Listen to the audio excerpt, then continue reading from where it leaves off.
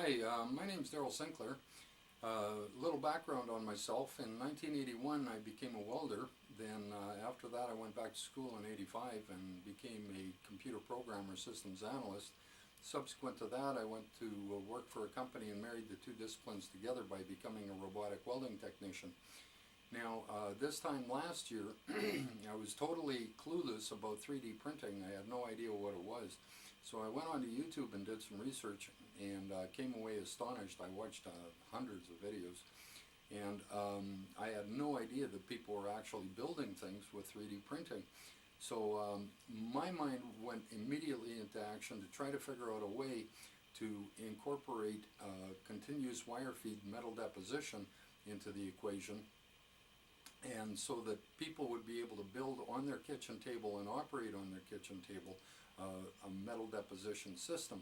Now I thought about various different scenarios, but in June of last year everything came together, and I decided that the best way to do this is with using lasers as opposed to arc welding or MIG welding because the lasers are so much easier to control the temperature of.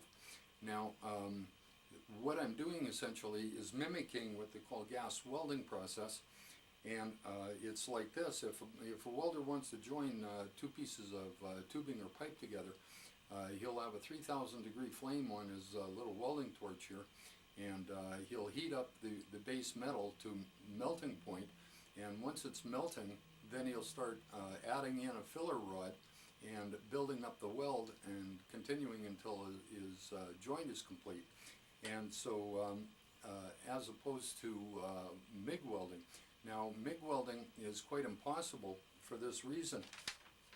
I subscribed to an e-magazine called Gizmag, and on December 3rd of last year I received an email with this article in it, and what it is it's from the some boys at the Michigan Technological University, and what they've done they've taken a Delta style 3D printer, and next to it they have a pedestal with a welding gun attached to it. Okay, and what essentially they're doing is MIG welding. Now what's significant about this is you see all the sparks and spatter. Now if you do this on your kitchen table you're going to burn your house down. Okay, so MIG welding is quite impossible for that scenario. That can be done in a shop where everything's made out of concrete and steel, but not on the kitchen table. Okay, so essentially what I'm doing is I'm mimicking the gas welding process, and I've got three sets of two lasers, and they're meant to uniformly heat the wire as it's coming out of the wire feed. Now I have to explain mild steel melts at 2,500 degrees Fahrenheit, or about 1,350 degrees centigrade. Now so there's a lot of heat involved in this. So the first set of lasers preheats the metal to about 2,400 degrees. The second set of lasers melts the wire. Okay, but the third set of lasers, which is vitally important, melts the base metal into a puddle where the metal from the wire will simply drip into the metal that is already molten and move along. So with that in mind, okay, now we have to go to this. This is here is a printer bought hot end, the extruder, and in here is a resistor, and I'll talk more about that later. But also here is a little stepper motor.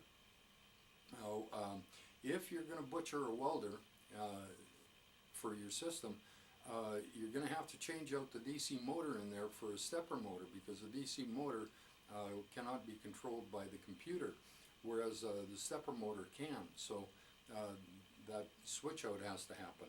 Now here I have a printer-bought controller card. Okay, and you don't have to use printer-bought. There's if you go onto RepRap, there's 8 or more different boards in there, and all kinds of equipment that you can access. But this is a four-axis system where you got the XYZ axis that operates the essentially the CNC aspects, and then you have the E axis, which runs for the plastic deposition, the drive for the plastic deposition. So this is simply a transition over to a different system, and this would now, the E axis would run the wire feed motor. Okay, now we flip this up, and on here are two little MOSFETs, and one controls the resistor that's in the hot end that heats up the plastic to melt it, and then the other one heats up the thermistor in the heat bed.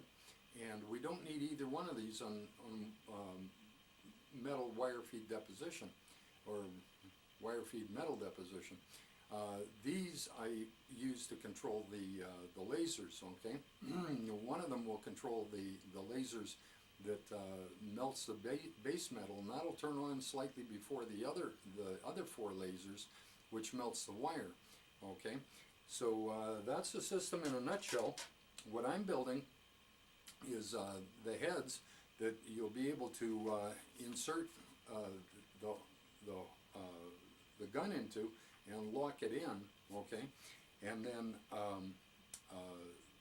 the lasers will be built in and focused and aligned for 025 wire, okay? Now what you see here, if you can see it at all, is 035 wire. And now this is very fine to begin with, but it can be even finer, okay, the 025 wire.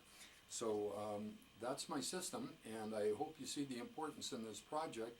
There's a lot of people out there that want to build things out of steel, but right now they have to build out of plastic, and this is a wonderful complement to plastic in that you can use one or the other. So yeah, so I'm looking forward to working with you, and I hope you support this project, and I thank you very much for watching the video, and we'll see you in the future, or we'll see you in the pasture. Okay, thanks a lot. Bye-bye.